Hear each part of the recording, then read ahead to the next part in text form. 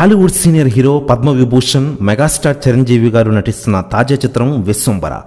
బింబిసార దర్శకుడు వశిష్ఠ దర్శకత్వంలో తెరకెక్కుతున్న ఈ చిత్రం విజువల్ వండర్గా రూపొందుతోంది. జగదేక వీరుడు, అతిలోక సుందరి తర్వాత మెగాస్టార్ ఆ తరహా ఫ్యాంటసీ జోనర్లో నటిస్తున్న చిత్రం ఇదే. ముల్లోకాలు చుట్టూ ఈ కథ ఉండబోతున్నట్లు వార్తలు వస్తున్నాయి.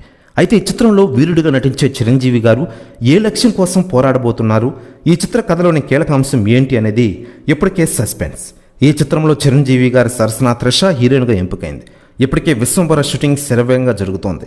సురభి, ఇషా చావ్లా కూడా కీలక పాత్రలు నటిస్తున్నారు.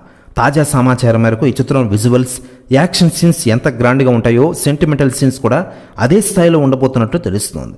ఈ చిత్రంలో మెగాస్టార్ చిరంజీవి గారి చెల్లెళ్ళ పాత్రలో 5 హీరోలు నటిస్తున్నారట. ఇప్పటికే సురభి, ఇషా చావ్లా లాంటి వాళ్ళని ఎంపిక చేశారు.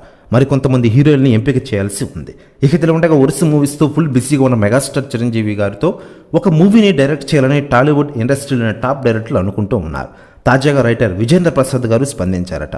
ఆయన మాట్లాడుతూ మెగాస్టార్ చిరంజీవి గారు కుర్ర హీరోలుగా ఫుల్ స్పీడ్తో దూసుకెళ్తున్నారు. ఆయన ఎంచుకున్నటువంటి ప్రతి సబ్జెక్ట్ బాగుంది.